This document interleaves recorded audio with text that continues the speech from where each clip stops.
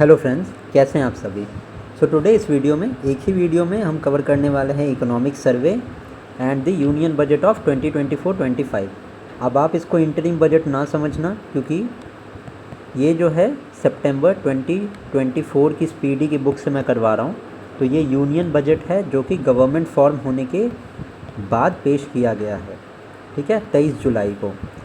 तो ये बहुत इंपॉर्टेंट है फॉर द अपकमिंग एग्ज़ाम्स। तो let us start.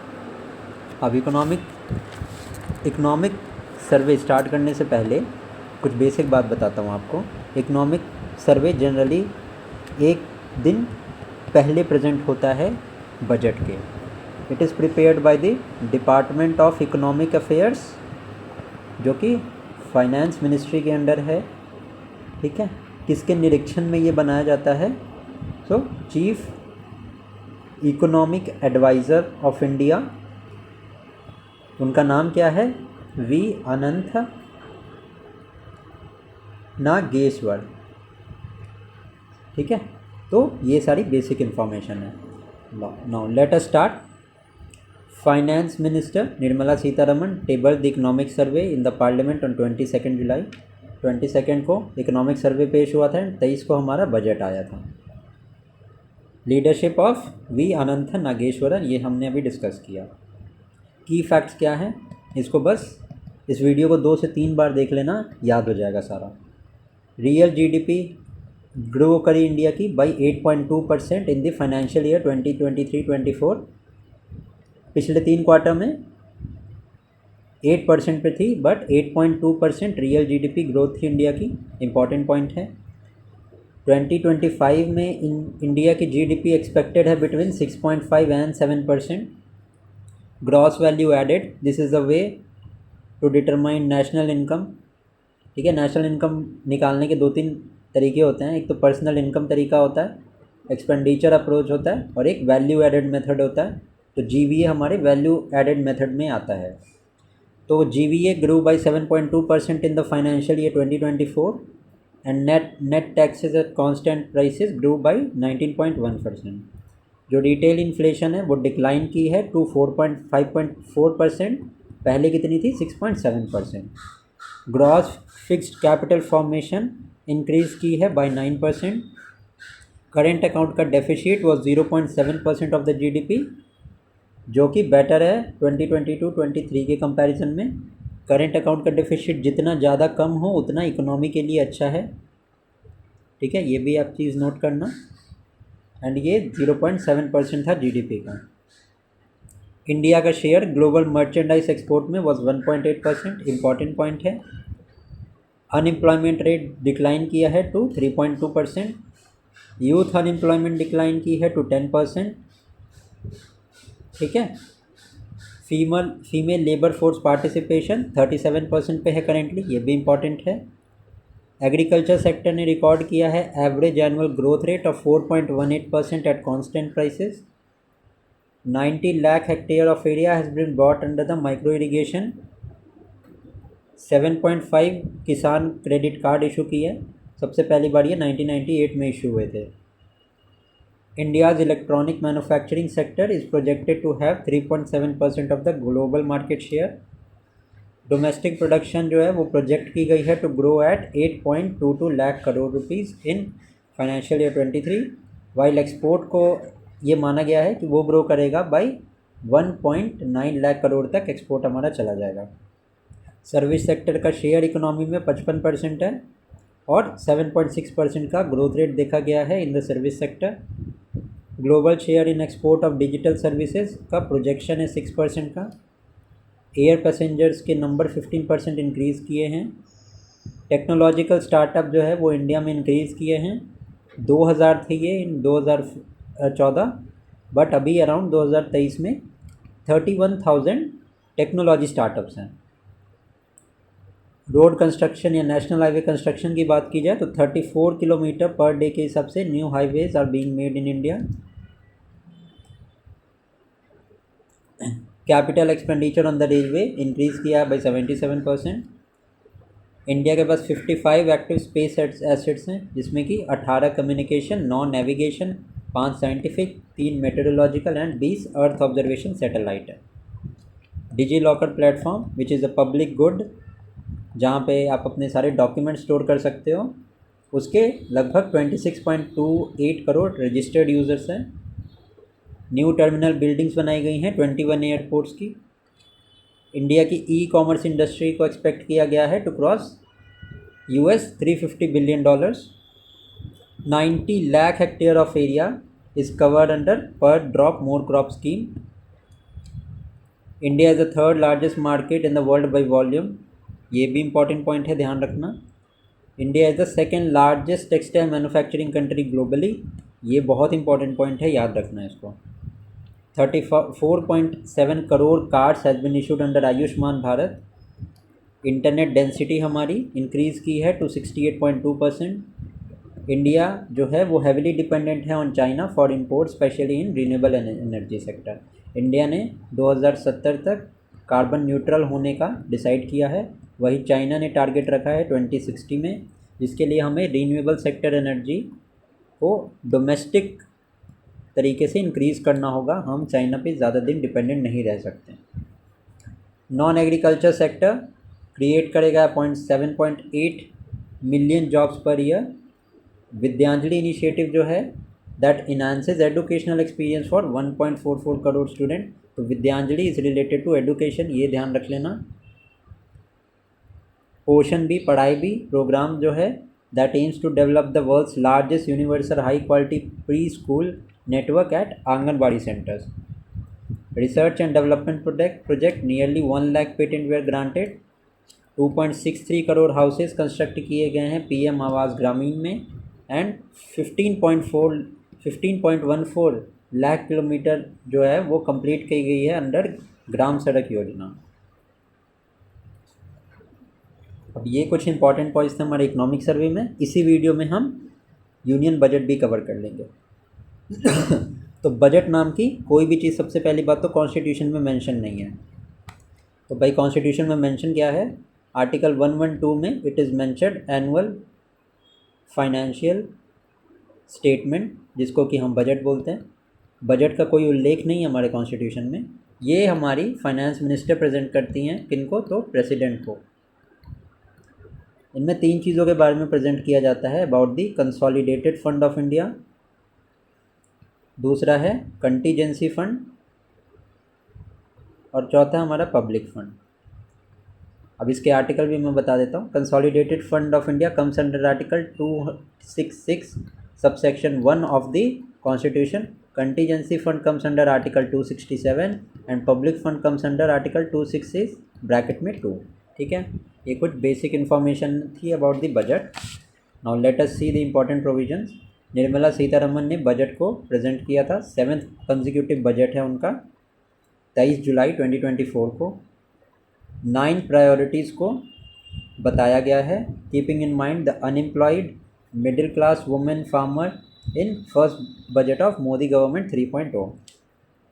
Total budget कितना था? 41.28 लाख करोड़, जो कि लास्ट ईयर से 3.18 लाख करोड़ ज़्यादा है। इंडिया की ग्रोथ रेट बजट में एक्सपेक्ट की है एट 8.2। फिजिकल डेफिसिट इंडिया का एस्टिमेट किया गया है 4.9%। इस बजट में बिहार एंड आंध्र प्रदेश, क्योंकि बीजेपी की गवर्नमेंट फॉर्म हुई है 2 एनडीए अलायंस के साथ। जो मेन अलायंस है, एक तो जेडीयू जो हमारे बिहार का है, एंड देन आंध्र प्रदेश चंद्रबाबू नायडू का है। तो इन दोनों स्टेट्स को ज़्यादा मदद की गई है इस बजट में। बिहार को 59,000 करोड़ रुपीज़ मिले हैं, आंध्रा को 15,000 करोड़ रुपीज़ मिले हैं। ऑल्सो एक करंट अफेयर का फैक्ट यहाँ पे ये है कि आंध्र प्रदेश की नई राजधानी इज़ अमरावती, वेरस तेलंगाना की हमारी कैपिटल विल बी हैदराबाद। ठीक है, ये ध्यान में रखना आप, ये आ सकता है एग्जाम में। पूर्वोदय योजना बहुत इंपॉर्टेंट है, ये अनाउंस की गई है for the development of 5 states, Bihar, Jharkhand, West Bengal, Orissa and Andhra Pradesh. Chhattisgarh को मत ले लेना पूर्वोदय में। ठीक है, आंध्र प्रदेश, बिहार, झारखंड, वेस्ट बंगाल एंड उड़ीसा। बजट का थीम क्या था? Road map to achieve the goal of the Viksit Bharat. Categories देख लेना, 4 कैटेगरीज हैं जिन पे फोकस किया गया है, poor, youth, women and farmers. सबसे पहली बात है, ओल्ड एज का कोई स्पेसिफिक प्रोविज़न नहीं है, डिसेबल्ड के लिए भी स्पेसिफिक प्रोविज़न नहीं है। पुअर के लिए है, यूथ के लिए, वुमेन के लिए, फार्मर के लिए। 9 प्रायोरिटीज़ फॉर डेवलप्ड इंडिया क्या क्या हमारी? Productivity and resilience in agriculture, employment and skill training, inclusive human resource development and social justice, manufacturing and service, urban development, energy security, infrastructure and innovation and research and development, and there is next generation reforms. ये हमारे budgetary estimates हैं, ठीक है, ये ध्यान में रखना।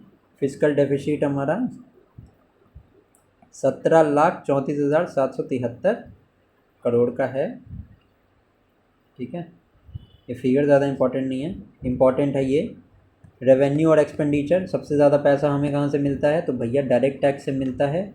उसके बाद सबसे ज़्यादा पैसा इनडायरेक्ट टैक्स से मिलता है। डायरेक्ट टैक्स मतलब क्या? आपका इनकम टैक्स जो आप पेमेंट करते हो, कंपनीज जो कॉरपोरेशन टैक्स पे करती हैं, ठीक है, ये सारे डायरेक्ट टैक्स में आते हैं। इनडायरेक्ट में कौन सा आता है? सबसे लार्जेस्ट हमारा जीएसटी है, ठीक है, ये हमारा इनडायरेक्ट टैक्स में आता है, तो वही इसमें दिया है। और सबसे ज़्यादा पैसा आप कहाँ लगाते हो? सबसे ज़्यादा पैसा लगता है इंटरेस्ट पेमेंट। जो इंडिया ने लोन लिया है ना बाकी कंट्री से, उसके इंटरेस्ट की पेमेंट में सबसे ज़्यादा पैसा जाता है। देन हमारा जाता है सबसे ज़्यादा पैसा स्टेट को भी दिया जाता है सबसे ज़्यादा पैसा। उसके बाद में हमारी इंटरेस्ट पेमेंट आ गई। फिर सेंट्रल सेक्टर स्कीम, जिनमें कि 90-10 या 60-40 का रेशियो होता है कि 60% पैसा केंद्र सरकार देगी, 40% पैसा राज्य सरकार देगी, वैसी स्कीम्स, ठीक है। तो ये इसका कुछ है। डिफेंस में भी अच्छा खासा पैसा इंडिया देता है। तो ये रहा, अब देख लो यहाँ पे सबसे ज़्यादा एक्सपेंडिचर इंटरेस्ट पेमेंट में है। दूसरा, इस बार डिफेंस से भी ज़्यादा पैसा ट्रांसपोर्ट को दिया गया है, तो ये भी देख लेना। अगर क्रोनोलॉजी में देखा जाए तो इंटरेस्ट पेमेंट पे सबसे ज़्यादा पैसा, then there is transport, and then there is defence, और चौथे नंबर पे आ जाता है हमारा सब्सिडी। ये क्रोनोलॉजी है about the expenditure that is being made in the budget this year. MNREGA को 86,000 करोड़ अलॉट हुए हैं, सोलर एनर्जी ग्रिड को 10,000 crore, research and development projects को 1,200 crore, development and display manufacturing of semiconductor को 6,903, न्यूक्लियर एनर्जी प्रोजेक्ट को 2,228, PLI मतलब production linked incentive, कि आप प्रोडक्शन करो, सरकार आपको इन तरीक़ों से हेल्प करेगी, आपके प्रोडक्शन पे इंसेंटिव्स देगी आपको। वो फार्मास्यूटिकल्स मतलब मेडिसिन इंडस्ट्री को वो दिया है गवर्नमेंट ने 2,143 करोड़। डायरेक्ट बेनिफिट ट्रांसफ़र जो LPG के लिए हमें मिलते हैं, उसमें 1,500 करोड़ का एलोकेशन है। And credit line under idea scheme, उसमें 3,849 करोड़। अब मुझे आप बताना, आइडिया स्कीम पे गवर्नमेंट में अराउंड 3,900 करोड़ का पैसा लगाया है। तो आइडिया स्कीम मुझे कमेंट सेक्शन में बताना किससे रिलेटेड है। नो, फिस्कल डेफिसिट देख लो 16.13 lakh crore, 4.9% of GDP। Revenue deficit हमारा कितना है? 1.8% GDP का। फिगर्स में देखा जाए तो 5.80 लाख करोड़। प्राइमरी डेफिसिट हमारा 4.5 लाख करोड़ का, 1.4% of GDP। And effective revenue deficit हमारा 1.89 lakh crore, which is 0.6% of the GDP। Budget के की फैक्ट्स देख लेते हैं। 10,000 need based bio input centre setup किए जाएंगे। First time employees registered with EPFO will be given 1 month salary of up to ₹15,000 in 3 instalment. 20 lakh youth को train किया जाएगा over the period of 5 years. 1,000 industrial training institute को upgrade किया जाएगा hubs में। 1 crore youth को एम्प्लॉयमेंट दी जाएगी, internship opportunity in top 500 companies in 5 year. 3% rebate दिया जाएगा इंटरेस्ट का, जो कि लोन के ऊपर लगता है, up to 10 lakh for higher education in domestic institution. प्रधानमंत्री जनजाति उन्नत ग्राम अभियान, ये किससे रिलेटेड है? तो socio economic condition of tribal communities will improve by covering 63,000 village. This is related to scheduled tribes. North east region में पोस्ट पेमेंट बैंक की 100 ब्रांचेस खोली जाएंगी। Mudra loan to promote MSMEs, Mudra loan under the Tarun category has been increase for 10 lakh से 20 lakh. Tarun was a category, Tarun, Shishu, Kishore, ये मेरे ख्याल से 3 category थी जिनमें मुद्रा लोन दिए जाते थे। तो तरुण कैटेगरी का 10 लाख से बढ़ा के 20 लाख कर दिया गवर्नमेंट ने। An investment of 10 lakh crore under the Pradhan Mantri Awas Yojana will solve the problems of 1 crore urban and middle class families. 3 crore additional houses बनाए जाएंगे अंडर द प्रधानमंत्री गरीब कल्याण ये अलग है। 3 करोड़ एडिशनल हाउसेज बनाए जाएंगे रूरल और अर्बन एरिया में। प्रधानमंत्री गरीब कल्याण योजना एक्सटेंड की गई है 5 साल तक, जिसमें कि 5 kgs of food grains are being provided.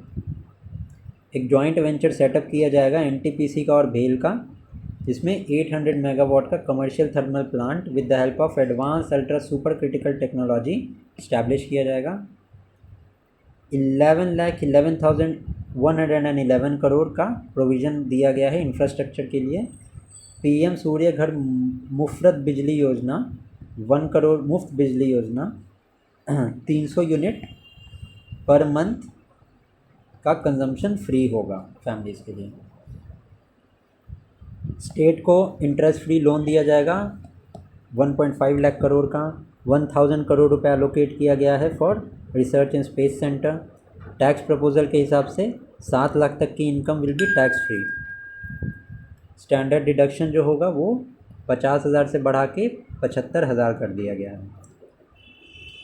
Pensioner के लिए डिडक्शन ऑन फैमिली पेंशन जो है वो बढ़ा के 15,000 से 25,000 कर दिया गया है।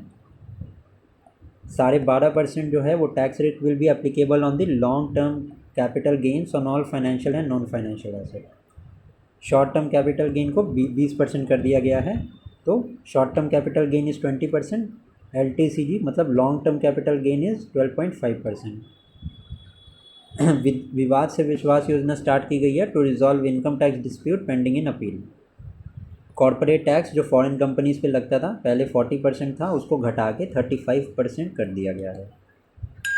Custom duty gold and silver पे घटा के 6% कर दी गई है। प्लैटिनम पे ड्यूटी घटा के 6.4% कर दी गई है। 100 weekly markets in city announce की गई हैं to promote self employment. Highest budgetary allocation 6.22 lakh crore रुपए का किया गया है to the ministry of defence which is 12.9% of the total budget. 1.48 lakh crore रुपए एलोकेट किया गया है एडुकेशन को। टूरिज्म सेक्टर को 2479। 7,300 करोड़ एलोकेट किया गया है आयुष्मान भारत प्रधानमंत्री जन आरोग्य योजना। किसान सम्मान निधि के लिए 60,000 करोड़ और 3 लाख करोड़ रुपए एलोकेट किया गया है related to schemes of women and girls. Bihar के लिए बजट में क्या है, तो 59,000 करोड़ मैंने ऑलरेडी बताया आपको कि प्रोविज़न दिया गया है। ठीक है। एक्सप्रेसवे बनाया जाएगा पटना पूर्णिया भागलपुर बक्सर बोध गया एंड दरभंगा के बीच। 26,000 करोड़ रोड प्रोजेक्ट के लिए दिया गया है। पावर प्रोजेक्ट स्टार्ट किया जाएगा पीरपैंती जो कि भागलपुर में है विथ 21,400 करोड़। कोलसी मेची लिंक प्रोजेक्ट भी अप्रूव किया गया है। 11,500 करोड़ का प्रोविज़न किया गया है for studying and preventing damage caused by flood. Vishnupad temple corridor Mahabodhi temple corridor को डेवलप किया जाएगा, जैसा कि काशी विश्वनाथ टेम्पल कॉरिडोर में किया गया है उस तरीके से ये कॉरिडोर भी डेवलप किया जाएगा। नालंदा यूनिवर्सिटी को टूरिस्ट सेंटर के तौर पर डेवलप किया जाएगा।